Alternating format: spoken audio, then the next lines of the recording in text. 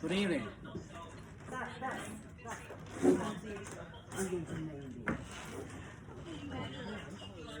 Right. Good. Excellent. Right, so we're going to start. We've got a couple of people still coming in. Gillian's coming in.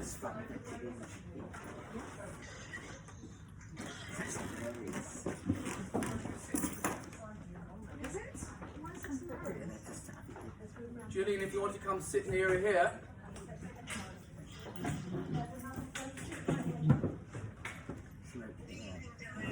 Good evening, Deanne. What's the weather like in Cape Town? Glorious. Ah. It's beautiful here. We're enjoying the glorious January sunshine and wind. 30 degrees. Oh wow.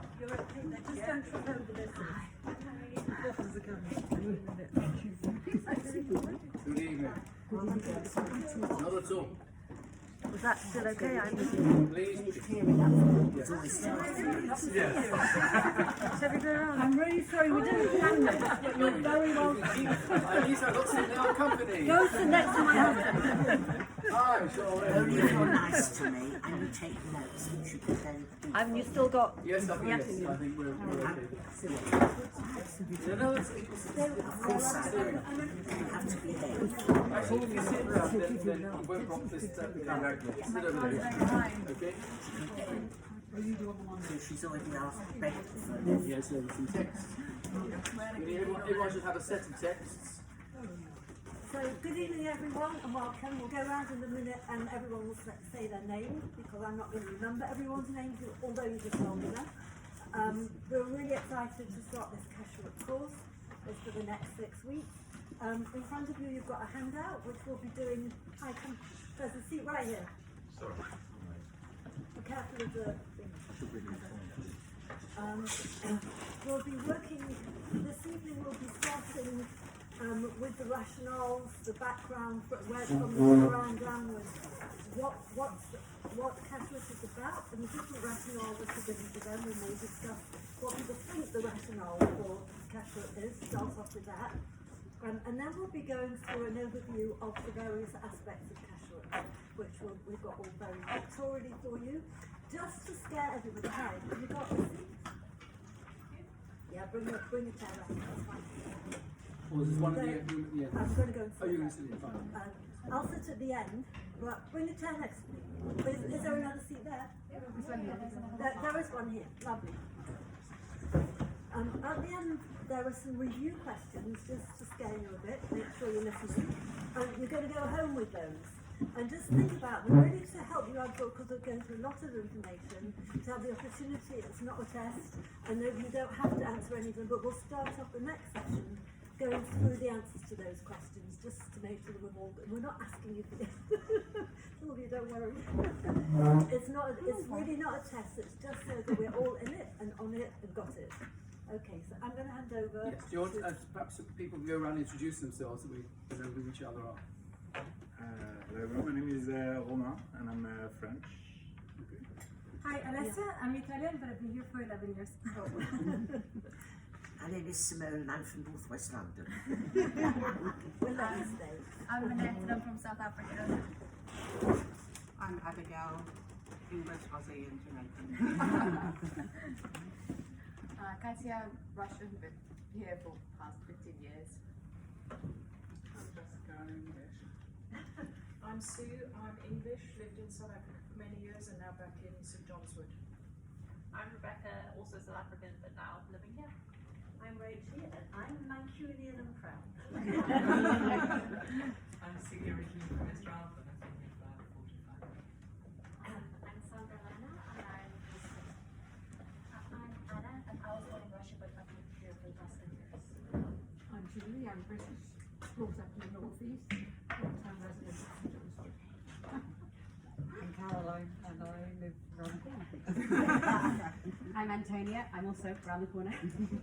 I'm Sylvia, I'm originally from Holland, but I live around the corner from the diamond. I'm Gillian, and I was brought up in England. I'm James. I also live around the corner and have done for a good 45 plus years. I was born in the East End of London and grew up in Staffordshire. There you go. And we have another, just because we've already got two, we have a Caroline and a Carolyn and another Caroline. Hi guys, I'm Caroline. So where we're from and Oh, well that just happened.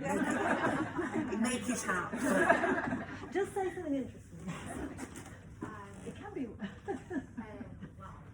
Any more? Yes, there are some more. I'm pretty sure you can't mix vegan milk. Good. Well, welcome to you all, and as we embark on this 6-week journey together, and our aim is to give you the background to the laws of Kashrut, that you know what to do. And we'll try and explain principles and give details and applications as we go along the way. Our first session today is going to be devoted to just a brief overview of the rationales that there are for Kashrut, and an overview of the basic principles of Kashrut in general. And then in subsequent sessions, we'll go into the topics in more detail, as you would have seen on the outline in the poster which we had advertising here. Just as a gem, there's lots of stuff, and these days everyone goes to the web and you'll find lots of things. So just in case you don't want to go to the web, there's some very good books, and an excellent one is the Dietary Laws by the late dying Dr. Isidore Grunfeld. Some of you may know Shemaiah, this is his late father, who wrote this book in 2 volumes, but this is the volume 1, dealing with the general laws of meat and milk. As I say, it's an excellent work on the laws of Kashrut.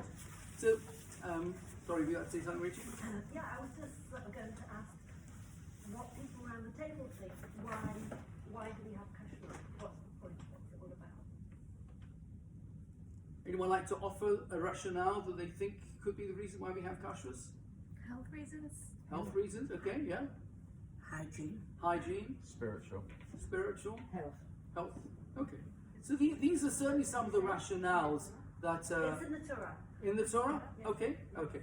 All right. First point to bear in mind is that we'll see how foundational food is in the Jewish religion. The very first commandment, which says "Vayetzav" and God commanded, occurs in the Garden of Eden. Adam and Eve were created in the Garden of Eden, and God says He commands them. He says you can eat from all the fruits of the tree in the trees of the Garden of Eden, but of the tree of the fruit of the tree of knowledge you don't eat. So the very first commandment we have that a human being is given is related to food. Okay. Then later on in the Torah, and in this last week's parasha, the children of Israel left Egypt, and then in a couple of weeks' time they're receiving the Torah at Mount Sinai, and then in due course they'll be instructed to make a mishkan, a tabernacle, and that tabernacle is like creating a sort of home for God on earth, a holy place where we can worship the Almighty in the best possible. Obviously, you can't contain God. God fills the whole universe. But just like our synagogues are sanctuaries in miniature, so the original tabernacle was a place where we worship God in the ideal way. So it was like a portable Mount Sinai, as it were, that went with him in the desert. And after the tabernacle has been completed, the next commandment that we have are the laws of Kashrut. And so, as God creates a world for us, and as we create a world for Him, as it were, then we have the laws relating to food. So I just want to point out that foundational nature of instructions regarding food. Now let's move to the rationales for Kashrut that have been offered. And of course, some of you said it's for health reasons. Indeed, that's something that Maimonides, the great medieval philosopher, lived in Egypt, 1135 to 1204, and he offers that as a rationale, and others do as well. The problem with that is, and we see that in reference number 2, is that, first of all, our Torah is not a medical textbook. It doesn't get, and other areas offer you things for that, necessary for your physical health. Secondly, there are plenty healthy non-Jews. And if you look at who are the world champions in practically every sphere of sports, athletics, the Jews aren't the top there. We have won lots of Oscars, we may have won lots of Nobel Prizes. Too busy.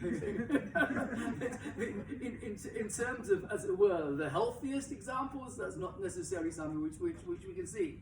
And third of all, There are plenty of unhealthy plants. You know, you can be a complete vegan and poison yourself, okay? Very, very easily if you don't eat appropriately. So just as a result of the arguments for health reasons, it seems difficult. Rav Hirsch, reference 3, wanted to point out that, okay, if you look at the qualities of the animals that we are allowed to, they tend to be tame, temperate animals. The cow slowly chewing the cud, etc. And so these qualities of non-aggression, of wanting to be more passive and ready to serve God in a non-aggressive way, in an accepting way, maybe that could be a sort of rationale for the laws of Kashrut. But when you start to probe that rationale at its edges, does it really work? You know, are stags more temperate than dogs? Giraffes and cats? Bison and pigs. You know, you can find many examples where you seem to have animals that are not kosher are more tame than certain varieties of kosher animals, and so that doesn't seem quite to work as a rationale. There's a fourth rationale suggested by the Midrash to exercise self-control. That God is giving us commandments where we need to exercise self-control. And so says the Midrash, what does it matter to God if an animal is slaughtered by cutting its neck through the spine or the throat, this way, that way? What does it matter to God? The answer is the commandments were given in order to refine mankind. And so the fact that this is how God wants us to do it, and we obey that commandment with acceptance, etc., that teaches us self-control. It strengthens our self-control muscles and refines our personalities thereby. So that's an observation given by the Midrash. And if you look at the actual words of the Torah itself, reference number 5, the Torah itself gives its own rationale. Let's read what it says. I am the Lord your God, who separated you from the peoples. You shall therefore distinguish between clean beasts and unclean, between unclean birds and clean, and you shall not make your soul abominable by beast or by bird or by any matter or living thing that creeps on the ground, which shall separate from you as unclean. And you shall be holy to me, for I am holy, and have separated you from the peoples, that you should be mine. And so here, what the Torah is saying is that the laws of Kashrut are to give us a Jewish identity. This is who we are. We are identified by the diet that we adopt, the things that we eat. And it's interesting, and just quote this for your own interest, in reference number 6, that the Chinese had a term for Jews, and the Jews of Kaifeng were known to their neighbors as the Jiao Qian Xia. I'm sorry if anyone speaks Chinese, I think it'll be correctly pronounced. But it means the people who picked out the nerves and sinews from their meat. And so that's how they saw them, identified them. There have been eras in history where, like the Romans called the Jews lazy ones because they didn't work on the Saturday. Here, the identifying feature is not so much Shabbat, but Kashrut. This is the distinguishing feature of the year. Now, you know, some of the reasons that were given are quite relevant in historical terms, and so, you know, when in Maimonides' time, many of the non-Jews around him who were eating non-kosher food, the food was filthy, and you know, you could see that Jews were not like that. But as I say, as we explore the rationales in a broader sense, that doesn't quite add up. And ultimately, it's what we call a chok, a mitzvah, which the Torah gives us, for which no reason is given. Okay? No, it's not because of that, because of this, because of that. No reason is given. It is a mitzvah which we are to undertake and perform to the best of our ability. So that's by way of rationale. So let's now move to the second page and look at an overview of Kashrut as a whole. And we tried through these flowcharts try and give you a perspective of what Kashrut is. And I acknowledge the assistance of my son-in-law, Rabbi Gabi Tatz, for the graphic assistance here. So we'll ask a number of questions, 6 questions, and to try and encompass all of Kashrut in these questions. Question number 1, the first question to answer, is this species kosher? Okay? What is this species? Second, is it in a fit state to be kosher, even within that category of species that are acceptable to eat? Is it a fit state? Question number 3, has it been killed in a kosher way? Question number 4, having killed it, are there any excluded parts of that species? Can you eat all of it, or just some of it? Question number 5, has it been prepared in a kosher way? And question number 6, are there any time considerations in keeping kosher? The things you have to do before you eat it, or when you can and can't eat it, and so on. So those are the 6 questions that we're going to go through to try and establish the overall parameters of kashrut. And of course, in later sessions, we'll be exploring some of the things in further detail. For example, next week's session is called In the Supermarket. Why can't I just read the label? What's wrong with that? So we'll look at the challenges that encounters. So question number 1, kosher species. And so we see them split up into animals, birds, fish, insects, and fruit and veg. Okay? So, when we were in Hebrew classes as a kid, you had a little gene of all the animals that we can eat, must chew the cud and has to be. So there's you have the animals have to be ruminants. A ruminant is an animal that chews the cud. It has the 4 stomachs, and the food comes up and up and down, is redigested and redigested. And those and they have to have a cloven hoof. And so you can have an animal like a camel that chews the cud, but doesn't have a cloven hoof. Or you can have an animal like the pig that has a cloven hoof, but doesn't chew the cud. And so the kosher animals have to have both qualities, both chew the cud and have a split hoof, and it has to be completely split. So that means you have 3 varieties of domestic animal, which is cow, sheep, and goats, and of course their male counterparts. You'll have a bull, be big and wild, etc. And then you have 7 wild animals, including antelope, ibex, gazelle, deer, giraffe, ? A giraffe does chew the cud, does have split hoof. The joke is, can't use kill a giraffe because where on the neck would you kill it? That's not itself a problem, but giraffes are protected species, and practically speaking, it will be enormously difficult to do shechita on a giraffe. And there is a suggestion, possibly, it's only just one view, that from the Aramaic from the commentary of Sajid Gaon to the Torah, he's identifying some of the speeches. In one it says giraffa, so maybe, that's why I put it with a question mark. But so those are the animals, and basically, as you know, the animals we will eat in this country are just the domestic animals. Wild animals, deer is not available for slaughter in the abattoir. It can only be killed wild in the field, and so really deer is not available for consumption in this country. Parts of Europe you can have venison, but not in this country. So let's move to birds. So what the Torah does in terms of the animals, and tells you that it mentions the ones that you can eat, and of course all the others you can't. As far as birds are concerned, the Torah mentions this, the birds you can't eat, implying all the others you can. So in principle, all birds are permissible except the 24 mentioned in the Torah. And these are like the eagle and the raven and so on and so forth. In practice, what happens is that we need a tradition, a masorah, to say, no, that this is a bird that's okay. And so chicken, duck, goose, etc. are okay. Incidentally, going back to the previous category, I'm missing out the bottom line of that box. If an animal is kosher, then the milk of that animal is kosher. But if the animal is not kosher, so if you are at the breakfast bar in Dubai, there will be giraffe's milk as well as goat's milk and cow's milk. And you can't, camel's milk, but you can't have the camel's milk.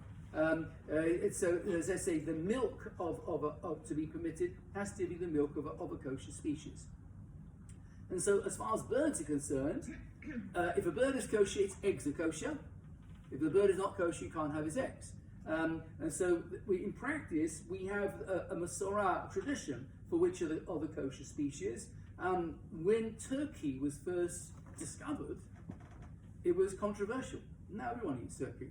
But there are some families, the Horowitz family, some members of the Horowitz family say we don't eat turkey in our family because there was never proper tradition on turkey. But as I say, the vast majority of Jews do eat turkey, but you're looking for birds that had a tradition in their community with which to eat. And so birds, as I say, we need a masorah, a tradition to eat it.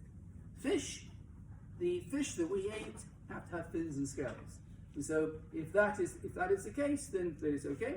And if you're in different communities, there are certain types of fish that were popular. And when we some years ago went to live in Israel, Rachel, you looked for the sort of fish that you could cook. You were cooking in London, it just wasn't available. There are other kinds of fish that you get. You remember the gefilte fish was different colour. Well, we were used to freshwater fish. They don't have that. Yeah, that's right. Yeah.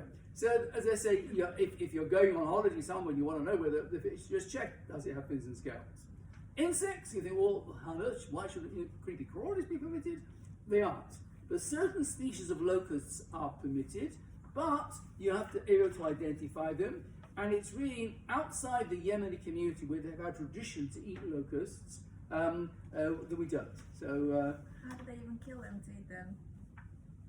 So you put it in, dip it in chocolate.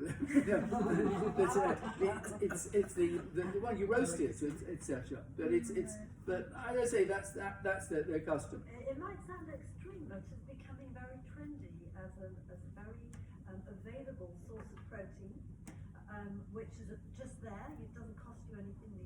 These insects and creepy crawlies are really coming into To be fashionable, yes, yeah. But what's relevant from our point of view is that infestation can occur in any of these items. So you can find worms in fish. You can find aphids in your strawberries, and you can't eat the strawberry with the aphid in it. You can't eat the fish with the worms in it. So these things need to be aware of, and we need to be able to be removed. Let's go to the final category: fruits and vegetables. Well, what's wrong with fruits and vegetables? Are they not all right? So you just said something about poisonous plants, and Yeah. I was wondering, would that be kosher? Because kosher means Fit. appropriate. Okay. It's a different mitzvah. It's a You have a different- mitzvah to preserve your life. Yes, it doesn't make it not kosher. In other words, there's no prohibition per se on the item to eat as food. There'll be a prohibition not to put your life in danger. But the particular item which you want to eat, the cannabis plant in one way, you might want to have it in a tea in another way. We were in a farmhouse shop in Cotswolds, and they were selling cannabis tea. Of course, the concentration you get is very small, but as I say, you have to be concerned as to what is going to be sensible and healthy for you. Now, I can never wrap my mind how some of my Sephardi friends can eat these peppers just raw. A little bite for me, it's not like they're just chopping away, so that's what you're used to. But nevertheless, there are some halachot regarding the fruit and vegetable category. An important one is orla. Fruit of the first 3 years of a fruit tree, you don't eat. We don't eat the fruit of the first 3 years. And so that is something that we need to be aware of. And so if you've got an apple tree, you plant the apple tree in your garden, in the first 3 years, the fruit is left. You can't consume it. So there can be a prohibition in terms of a fruit item that's there. In brackets, I've got kilayim and shmita. And So so we'll just go back to Ola. Are we talking just about a tree that you own? Or no, it applies to anything. Yeah. so fruit in the supermarket? In the main, according to our search, it wouldn't be a problem. You It wouldn't. that. Yes, But it's not. usually the first- It's highly unlikely. Certain varieties of papaya, one might be concerned because the fruit doesn't last for so long. But the question is papaya fruit is a vegetable, so it doesn't apply to vegetables, it just applies to fruit. But again, we'll deal with this in more detail in the further session. You're not allowed to sow mixed seeds or graft seeds together, kilayim, but the upshot of it, the fruit that emerges, you can eat. And so, like, for example, a pomelo has been grafted, what is it, from a grapefruit and some other item. But whilst you wouldn't be not allowed to do the grafting, you can eat the product. So the nectarine is from a plum and a peach, etc. But in terms of certain items in the vineyard, then even the product would be also, but it's not so usual. And there's the laws of Shemitah, the sabbatical year in Israel, where the fruit has holiness and you can't trade in it. And so it's not as necessary, it's forbidden, but you wouldn't be buying and selling it. It's just available for anyone to eat. But we won't go into all the laws of Shemitah, how it can be an Israeli colony can function, whether you can sell the land and enable the fruit to be traded in that way. But the main point I wanted to mention here in this category is the laws of Orla, which is the first fruit of the first 3 years. And so these are the kosher species. Animals, which are ruminants with cloven hooves, birds, with which you have Masoram, fins with fish and scales, fish with fins and scales, and basically the others are no insects. Fruit and veg is fine as long as a fruit is not Orla through the first 3 years. So question number 2, is it in a fit state to be eaten? And so I've got my cow, but I have to ask the question: is this cow healthy? Okay, if it's not healthy, if it's going to die within the next 2 years, you wouldn't eat it. Okay, we prevent to eat. And after it has been slaughtered, then we need to check that it doesn't have one of the categories that render, like very often it's a disease of the lung, a lesion of the lung that would render the animal trefa. And so one of the prime responsibilities when shechita takes place is to check the lungs of the animal or other parts of the animal to see that they're not in either misformed or limbs are missing, such that it wouldn't be considered to be kosher. And so that's the category of trefa. In addition, there's another law. It sounds very unlikely for us to think about it's going to be a scenario we would ever encounter, but it's a limb from a living animal. It's called Evim in Hachai. And so pulling off the leg of the animal, that you wouldn't be allowed to eat it. And obviously, it's not had a shechita. But even in theory, if it was still alive at that point, you wouldn't be allowed to eat it. So these are categories as far as the state of the animal before it's permitted. Then number 3, that as far as shechita is concerned, that is a commandment from the Torah, and the details are from the oral tradition. So the Torah says you shall slaughter as I have commanded you. Now the command is not spelled out in detail, but it's the fact that it's implied is that there is a Jewish tradition of how to do shechita, and that goes back, as I say, to thousands of years. And we are concerned that there shouldn't be any unnecessary pain to the animal. And so when the animal is being slaughtered, it's kept still. It's make sure that it's not jumping around. Abattoirs are bloody places by definition. And anyone who's visited an abattoir, has anyone visited an abattoir? No? Okay, yeah. There are and people who work in abattoirs don't tend to be the most refined of people by nature of his work. However, shochatim, Jewish slaughterers, are different. A Jewish slaughterer needs to be a refined person. He has to make sure that what he's doing is a mitzvah, and he has to revise again and again the laws of shechita. And in this country there is a lot of opposition from animal welfare lobbies who would like to outlaw shechita completely.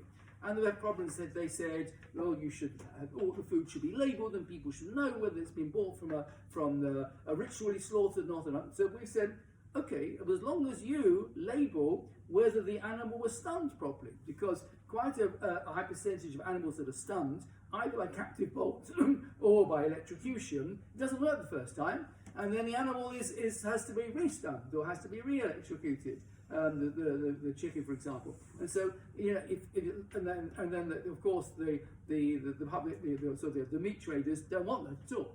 So shechita, if it's done properly, is actually as good as any method of slaughter. I'm not saying it's the best, but otherwise all can be, but it's as good as any. It's consistently the best. Well, that means there is a well-known expert on animal welfare called Temple Grandin. And I don't know if you've read the books of Oliver Sacks. He has a chapter on this woman in one of his books. She is autistic and has a special way of relating to animals. And she can calm down any animal. And she said if shechita is done in the correct way, then it is very, you see the animal is very perfectly relaxed, it goes into the pen. And in the time of Rabbi Jacobowitz, when he was chief rabbi, there was a petition from the government, and we decided to accede to it, that we should no longer use a rotating pen. Previously, what animals would go into a pen, the pen will be rotated upside down, and the shochet could do his shechita, just cutting down on the animal. And they thought that's unfair to the animal. And Rabbi Jacobowitz, he said, in this day and age where people are expecting higher standards, I mean, certainly in this country, countries that are very happy to have bullfighting, they don't care that much. But it's certainly the case in this country. So we move from the rotating pen to an upright pen. And the animal walks in to this upright pen. It's held by the harness, it's still, and the shochet does the shechita going up to the neck this way. But if the animal goes into the pen in a calm way, then that makes it for a relaxed animal at the time of shechita. And so tzar b'rechaim, not causing unnecessary pain to the animal, is a consideration. We want to ensure that that's not taking place as far as kashrut is concerned. And since, incidentally, these are laws of the government for commercial slaughter. A farmer on his own land can do what he likes, as long as he's not causing undue harm. But farmers will do what they want if they have we have to see whether what's his name, Jeremy Clarkson talks about that yet in any of his episodes. The degree that's given, and so the animal has to be killed in an appropriate way in shechita. And once that shechita has taken place, then you can't then go straight off and pop what you have into the pots. You can't. So there are other things that needs to take place. And so there we have parts of the animal that are excluded. The blood is excluded. There's a prohibition in the Torah to consume blood. Same level of severity as eating chametz on Pesach. Okay? And so the blood is removed. How is the blood removed? You have to rinse it, you have to salt it, you have to soak it. The process of malicha, where the salting takes place in order to remove all the blood of the animal. Once that has happened in the appropriate amount of time, then the piece of meat can be removed. Could be cooked, and so the blood needs to be removed. In addition, there is a nerve in the hindquarters of the animal, which humans and animals have, called the sciatic nerve, the git hanasher. That needs to be removed. Okay, so that needs to be removed. That's a specialized process. Now, in domestic animals, around that git, there's fat in the animal. It's fat all over the place. But there's sometimes you get fat in the meat, and you'll have your piece of beef, a piece of top rib steak, and you'll see the white veins of the white parts of fat in the meat. And the butcher will tell you it adds to the flavour. Okay, but there's fat in other parts of the animal, which is in thick layers. The fat around the diaphragm, the fat around and these fats you need to peel off, and that is called chelev, which is forbidden fat. Now, the process of removing the fat is a skill process called nikur or purging. Now, in theory, you could remove all the chelev from the hindquarters together with the sciatic nerve, and the hindquarters will be able to be eaten as well, and you can have your rump steak. However, in practice, it's a very skilled task, and it's difficult to do properly, and the cuts that you're left with after you've removed all the nerves and everything is rather stringy, and it's not so desirable. And so what happens in this country, and in many countries in Europe and in most of America, is that the hindquarters are sold off to the non-Jewish market. And so of the animals that we bring to the abattoir, half goes off to the non-Jewish market after slaughter, and we don't attempt to purge the hindquarters of the animal. In Israel, where you don't have as large Muslims to have no problem eating hindquarters, but you don't have as large a market available of non-Jews who want to take the hindquarters off you, then there are a number of places in Israel that will attempt to remove the port, the hindquarter of the meat, and as I say, hindquarter of the meat can be available in some restaurants in Israel. But in most parts of Europe and obviously in the UK and in America, you can't get porged meat of the hindquarters. A long time ago, the butcher would sell you the meat and he would leave you to do it yourself. And then when rabbis realized that people weren't doing it, and it was a very skilled thing to do, like we would have the porcher by the door in the butcher shop in the 1920s. Shall I porch it for you? No, I'll see to it at home. And they realised that people weren't doing it at home, and so under Dayan Abramsky, when he became the head of the Beth Din, they decided to not to continue doing it. And this was something that a number of communities had been doing in many parts of the world over different times in history because of the difficulty of doing it properly. I mean, to take a parallel example, you used to be able to get meat from the butcher, which you kashrut at home.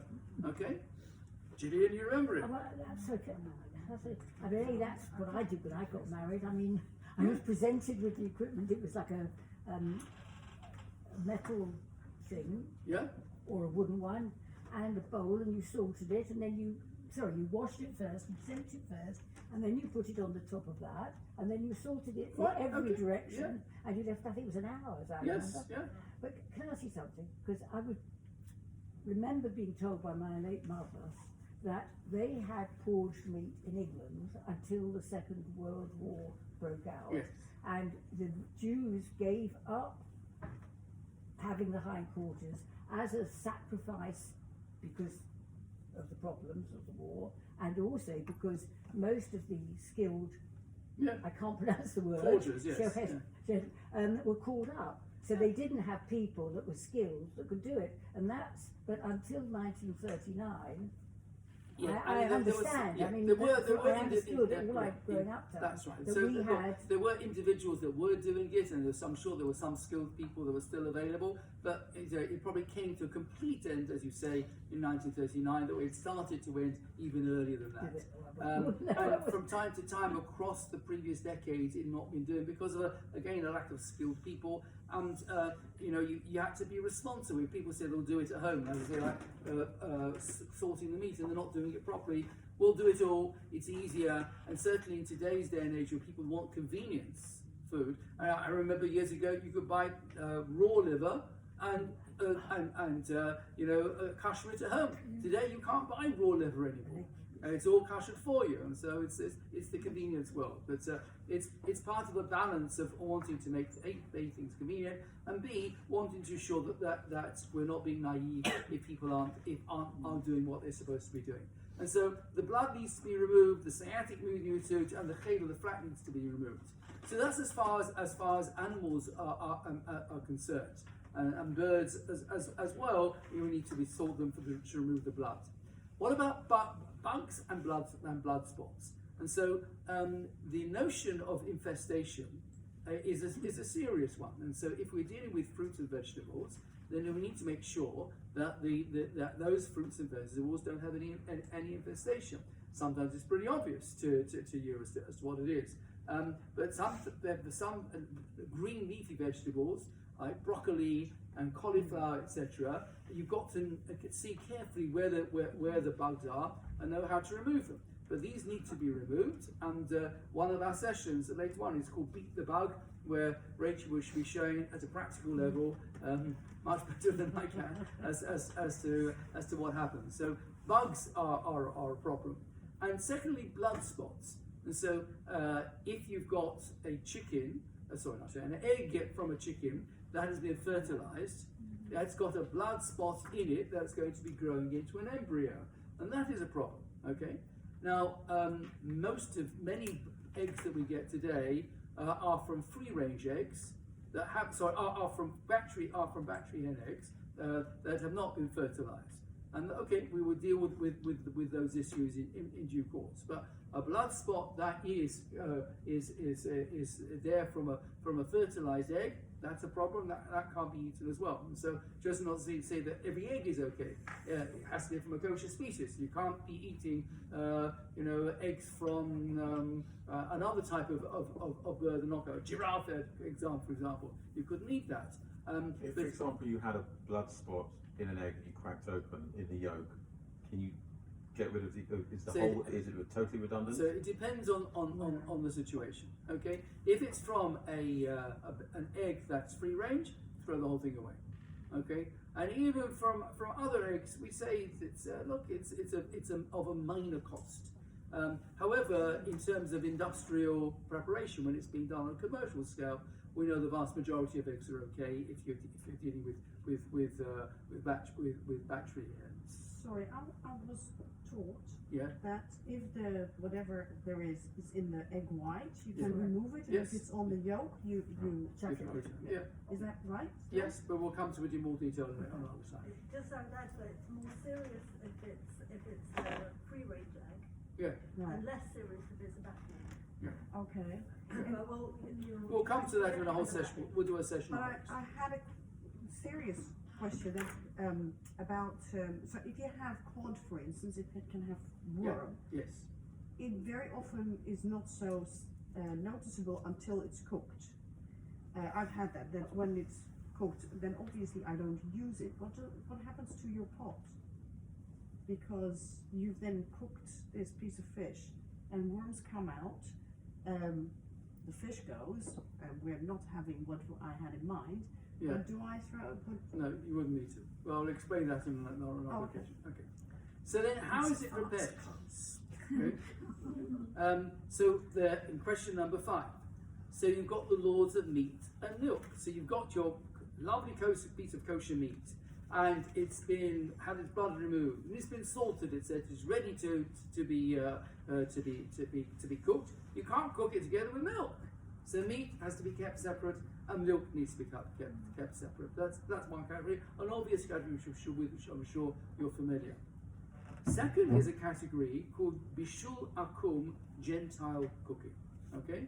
So food, completely kosher food, completely kosher ingredients, if it's been cooked by someone who's not Jewish, is not permitted for a Jewish person to eat. Okay? That's called Gentile cooking. It was a decree of the rabbis many centuries ago, in the time of the Talmud, to promote social interaction between Jews and to discourage social interaction with Jews and non-Jews that could lead to intermarriage. Okay? So Gentile cooking. However, you may say to me, but aren't most of the chefs in your Jewish restaurants not Jewish? And the answer is yes. So what happens? So if a Jew has been involved in the cooking process, for example, has turned on the gas, okay, then that is all right. So I said if the Gentile was completely solely, but this is something to bear in mind because many people have staff in their homes, and if members of non-Jewish members of staff are then there to completely cook the meal, that is a problem. Doesn't apply to food that's being reheated. Doesn't apply to food that's being microwaved. Okay, I'll give you an example why it doesn't apply to food that's being reheated. Otherwise, you never had to have an airline meal. Okay, the airline meal has been cooked already, and your stewardesses are taking it, putting it in the oven, taking it up, and serving it to you. Isn't it cooked by a Gentile? No, because it's been cooked originally by a Jewish person, and then been sealed with all the layers of whatever they put on it, the cellophane and etc. and plastic. But to be reheated food, that's okay. This to be cooked in the first instance completely, that's where the problems arise. But in all our all our restaurants, where they have obviously many members of staff aren't Jewish, there'll be Jewish supervisors who are there to ensure that the food is being cooked in at least the starting off the cooking process is being done by someone who's Jewish. If you couldn't turn on the thing, or as you say, sometimes I've heard that before, light the oven Yeah. or be that. Yeah. If you're giving some verbal The verbal instruction input, it's not there's enough. nothing. No, there needs to be practical input. These days there are people who can turn on the ovens with their phone. There are ways of doing it. Okay. Does that work? Pardon? Does that work? Yeah. Yeah. You can use smart equipment. Okay, the third category is utensils. And so you've got to be using kosher utensils. And so To have, say, you could go to a non-kosher restaurant that would say, well, I'll take you can bring your piece of meat you bought from the kosher butcher, and I'll cook it for you. But if he's cooking it in a non, and you can stand by me, you can turn on the gas. But if he's cooking it in a non-kosher pot, that's not going to work. Okay, so because the pots, as we know, do absorb the food. And this became very apparent to us once we woke up in our generation to problems of allergy. That people who have allergies, if an item has been used for milk and they've got a milk allergy, what was it about? If in the books, if you have a child that's highly allergic, they'll tell you don't use a pot that has milk, actual milk products in it first, because some of that protein is absorbed and your child can get a reaction from food that was completely neutral food that was cooked in a pot that previously had dairy in it. It's so the human body is that sensitive. And so the laws of Kashrut reflect that as well, in that you need to use a kosher pots that are appropriate and not being used for other things. Sometimes mistakes happen. Sometimes mix-ins happen. We'll have a session on that. And anyone who's keeping kashrut properly will, from time to time, be calling the rabbi or the rebbetzin, what do I do? The spoon, the pot, etc. This happened. What is there a solution? In most cases, we can find a solution for you. Okay, but people do ask the questions, and it's a sign of people being responsible about kashrut that they're asking the questions. Otherwise, what are they doing? So that's utensils. Then we come to the next category: bread, milk, cheese, and wine. So there's such a thing as kosher wine. You know about that, okay? So for wine is the fruit is just a grape. What's wrong with wine? There's no meat in it. There's no milk in it. But wine is such a special product, okay, as far as the Jewish religion is concerned. When the grapes are made into wine, that is done under Jewish supervision, and the product then is wine, and that is kosher. And so grape juice that's been made by Gentiles is not kosher. Is fit for you to eat. Now, in ancient times, wine was used for idolatrous libations, called yain nesach. Wine is not used today for idolatrous libations. Nevertheless, there's a rabbinic decree on any non-Jewish wine, again, to avoid problems of intermarriage. And so as they say, we need to have a wine that is kosher wine. At the same time, if you've got a wine of good quality, that's called non-mevushal wine, a good class wine that is handled by someone who's not Jewish, that wine becomes unsuitable for a Jewish person to eat. And so you'll have Jewish religious wine waiters at functions that are serving quality wine. If the wine is called mevushal, then it's less of a problem. What does mevushal mean? It means cooked. And so it means it's a wine that's pasteurized. And so many varieties of wine, of the bottles that cost up to about £30 or so, will have the wine will be pasteurized. And you need to be a connoisseur of wine to tell the difference. But it's heated very quickly up to a certain temperature to kill off certain bacteria, and then cool down again, and then bottled. So a wine that's non-alcohol, that's had the alcohol boiled out of it, like grape juice, there's no problem with someone who's not Jewish handling that wine.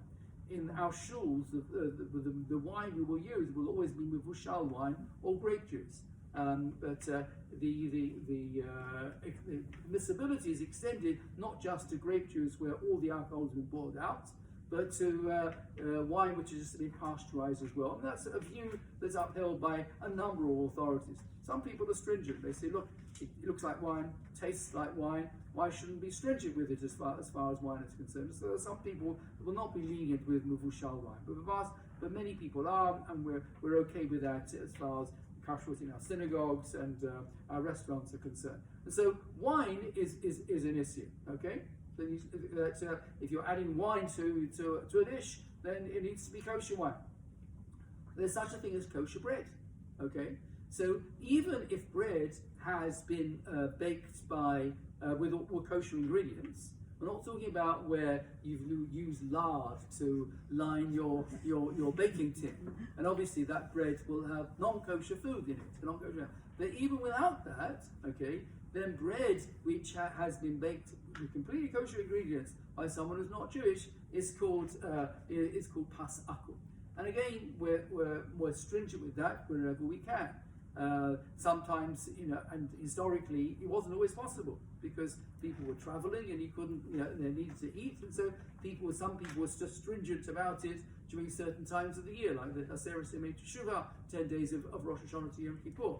But when kosher bread is so easily available, then we've got our bakeries will provide it for us. But let's say non-kosher bread is an issue. There's such a thing as kosher milk. And what we mean by kosher milk is not that it's milk that might have come from a camel or from a pig. We're talking about milk that's been kosher, that's been milked under supervision. And so the milk that we're getting for our synagogue kitchen, which is coming in its 2-liter cartons, etc., which says kosher milk on it, that's coming from a dairy that's done a run for the Jewish community. And so this is milk. Now you may say, well, if you've got government regulations that are going to say that if you add anything to the milk, it's going to be, you'll be you'll be fined by the Ministry of Agriculture, Fisheries and Food. And some authorities, like Rabbi Feinstein, would say that if the government regulations are very strong, there could be grounds to be more lenient about it. And indeed, our Kashrut guide of London Beth Din includes products that are milky as well, because we recognise the government regulations in this country are very robust, and so there'll be no question of non-kosher milk, that is to say milk that didn't come from a cow, being administered. Nevertheless, there is a widespread concern to be able to eat products which are made from kosher milk, and so therefore in our synagogues and restaurants we will use milk that is kosher. So that's milk. Then we come to cheese. Cheese is something that's often misunderstood. Cheese is made from when you've got the milk of obviously a kosher animal, but then you're using the rennet of which is the lining of the stomach of a calf to get, or you could do so even with a chemical process to curdle that milk and make it turn into cheese.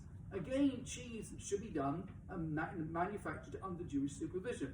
And so you can have a cheddar cheese that will taste exactly the same as a kosher variety, but one has been manufactured under supervision and one has not been manufactured under supervision. And so kosher cheese is as I say, is something that's required, and it's more stringent than milk and bread.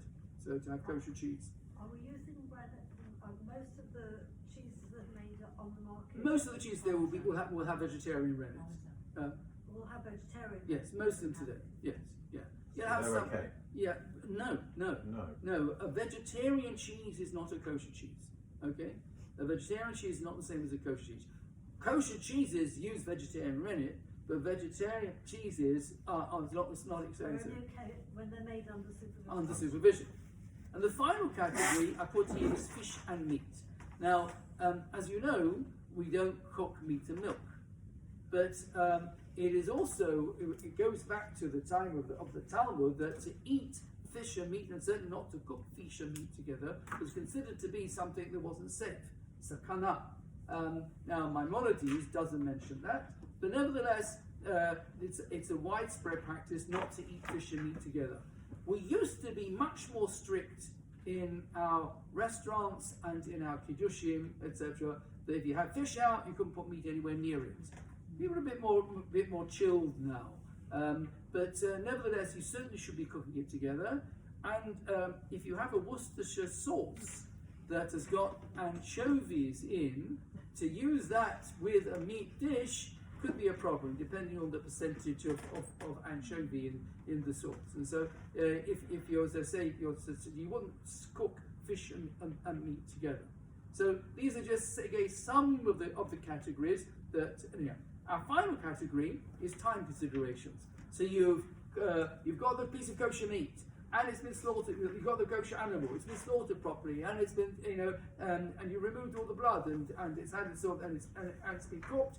Why can't I eat it? You could have just had a milk. You could have just had a cheese sandwich. All right, with hard cheese. So we wait between meat and milk. And we'll talk about whether you wait between milk and meat. But again, if you had one, you'd be waiting for the other. Again, category number 2 is you wouldn't be eating meat together with fish. Okay? And so if you're having a fish course, then it's a Jewish custom. Many people they'll have a l'chaim after the fish. Have a shot of whiskey or a flavoured vodka, as the case may be. But to eat meat and fish together, you wouldn't. You could have the meat first, and then have a break, and then have the fish, or the fish first, and then have something, and then to eat the meat, but not to eat them together. And the third category, of course, is a time consideration, is to make a blessing. In order for something to be permissible for you to eat, you should really make a blessing on it. Okay? We say that the Talmud tells us in Masechet Brachot that it says the earth is God. The heavens are the hands of the earth and of God, and the earth He gave to the sons of man. And another passage says,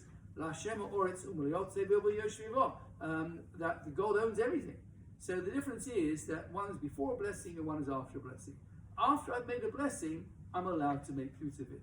If I don't yet make a blessing, then it's if I'm sort of taking something that's really God's. And so I make the blessing, acknowledge where things come from, even though there have been many stages before it's taken from its place of growth in the field as a cow or as a grain in the ground. But nevertheless, making a blessing, I'm not acknowledging God's part in that process. And so the blessings before we eat food are also important as well. So here we are, we try to survey for you in all these categories the various parts in the overview of Kashrut. Is the species kosher? Is it in state to be kosher? Has been killed in a kosher way? Are the excluded parts prepared in a way, and the time considerations? And in subsequent sessions, we'll go into these things in further detail. I think it would be helpful if there are any. I think we've got everybody's email. I think we have. Shall we take? Everyone who's booking through the show, everyone who booked through the show, we've got their email. If you didn't, could you just give it? Shall we? If you've got the question sheets. It's not attached here. Pardon? They're not attached. Not attached. There's a page of quiz questions. Have you got them there, Richie? Yeah.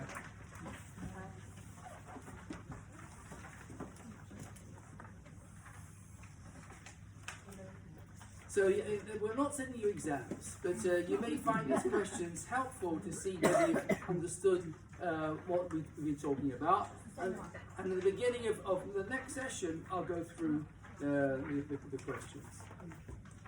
And any questions from today? Yes, and if you want to, if there's any particular topic you'd like me or Richie to go through in any further detail, let us know, and we will do that.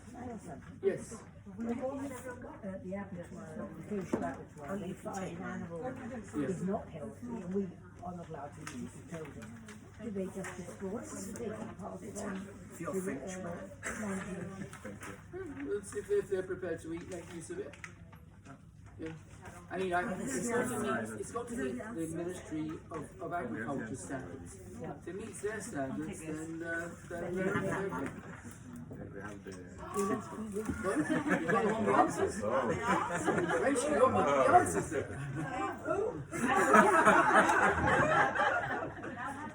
No, there's a sheet you'll get the answer sheet tomorrow. Selling the Simone, Isn't that selling the hummus? Simone? There we are.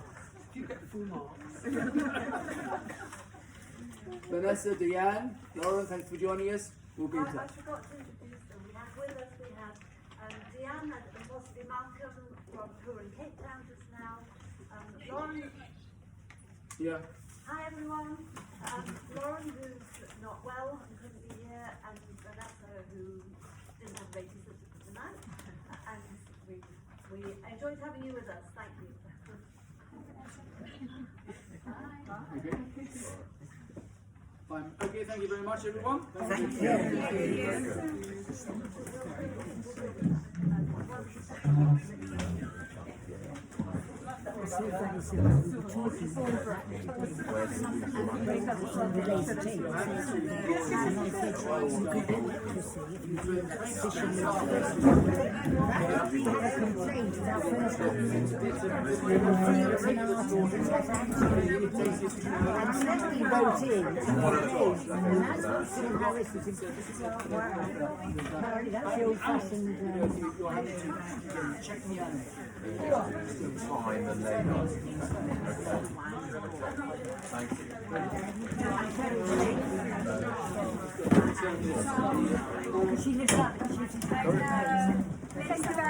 A pleasure.